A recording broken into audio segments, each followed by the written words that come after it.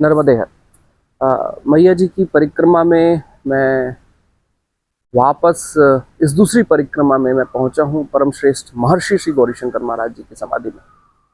जब मैंने अपनी प्रथम पद परिक्रमा आरंभ की थी, मैंने मैया से एक प्रार्थना की थी कि माई, अगर मेरी परिक्रमा में मेरी शुद्धि हो, तप का बल हो, मेरी गुरु परंपरा का भाव हो, और अगर मैं नियमों के साथ जैसी परम श्रेष्ठ श्री गौरीशंकर महाराज जी ने परिक्रमा करनी सिखाई थी, अगर वैसे मैं परिक्रमा कर पा रहा हूँ, तो कुछ ऐसा करना कि केवल यहाँ दर्शन न हो, कहीं माई की कोई ऐसी कृपा बने कि मैं यहाँ पर रात में खुद भी पा पाऊँ, लोगों के साथ भोजन करा पाऊँ और भगवान जी के दर्शन कर पाऊँ।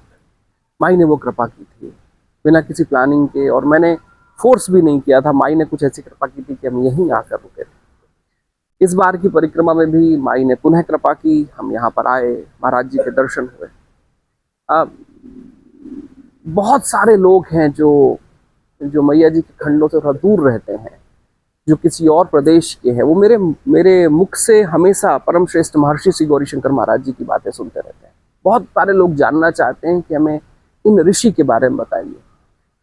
मैंने खंडों तक मैं इस बात को कह सकता हूँ, लेकिन आज इस समाधि में हूँ तो कुछ बातें जरूर जो भारतीय परंपरा में कहीं पर रह गई हैं। असल में अंग्रेजों ने परम श्रेष्ठ महर्षि श्री गौरीशंकर महाराज जी को बहुत खोजा था, उनके बारे में उनकी बड़ी आ, वो बहुत कुछ जानना चाहते थे।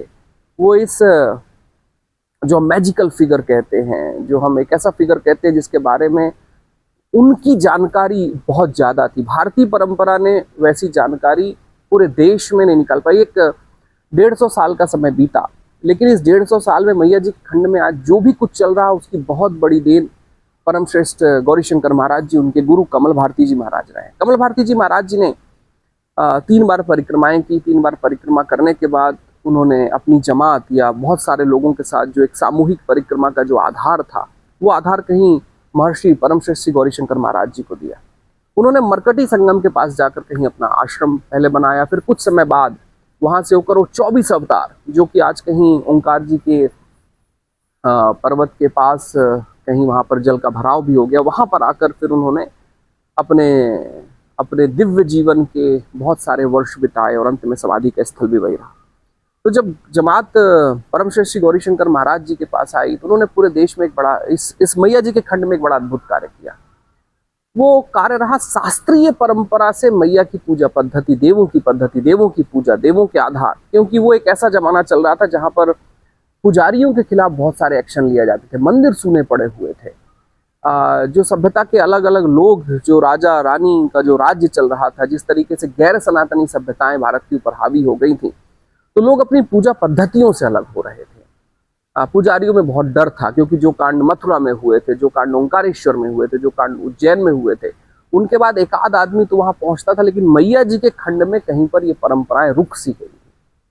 उन्होंने जो बहुत कार्य किए उसमें एक बड़ा महत्वपूर्ण कार्य था कि वापस माई की पूजा में, वापस देव पूजा में लोगों को जोड़कर रखना पूरे मैया जी के खंड में।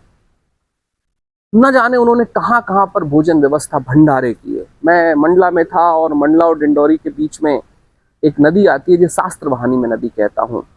वो शास्त्रवाहिनी वो नदी रही है जो करमंडल नदी या भृगु जी के कमंडल से जो नदी निकली थी उसके बाजू से कहीं वो शास्त्रवाहिनी नदी निकलती है, क्योंकि वहां शास्त्रों का संचयन किया जाता था।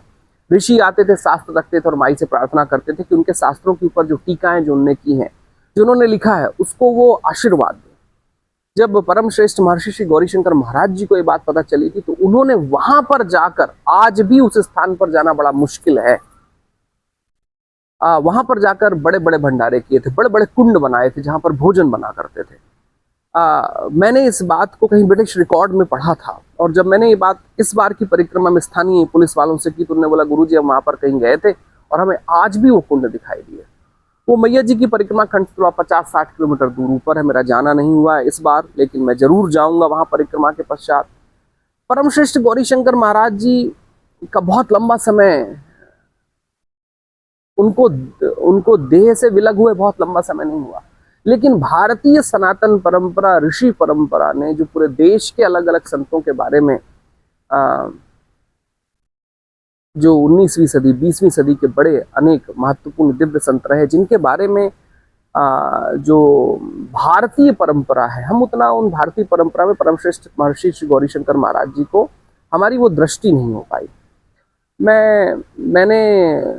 मैं लगातार परमश्रेष्ठ महर्षि श्री गौरीशंकर महाराज जी के ऊपर बात करता हूँ, चाहे वो फोरम कुछ भी हो, चाहे बात कुछ भी हो। उसका कारण सिर्फ इतना है कि एक व्यक्ति जिसने, एक संत जिसने भारतीय परंपरा के आधार को बदल दिया, जिसने तपस्या के बल को दिखा दिया, जिन्होंने बताया कि तपस्या होती कैसी, इन्होंने गुरु परंपरा बताई कि गुरु परंपरा और गुरुओं और शिष्यों के बीच में संबंध क्या होते हैं। भारत में गुरु परंपरा ही महत्वपूर्ण रही, क्योंकि परंपराओं से ही परमात्मा प्राप्ति के उपाय, परमात्मा प्राप्ति के तरीके, परमात्मा प्राप्ति के नियम सब बताते जाते रहे।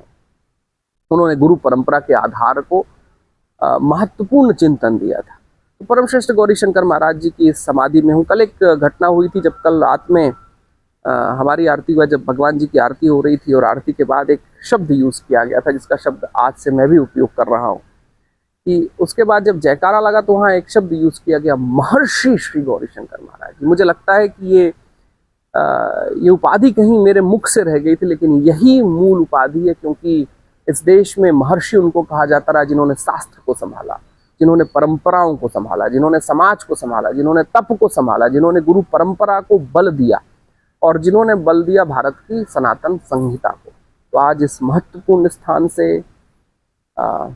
मेरे लिए ये उन जो असंख्य मैया जी के तटों पर जो तीर्थ जिनकी मैं खोज करते करते परिक्रमा में बढ़ा था, ये मेरे लिए एक महत्वपूर्ण तीर्थ है। इस तीर्थ से आज महर्षि श्री गौरीशंकर महाराज जी की समाधि स्थल से आज का नर्मदे।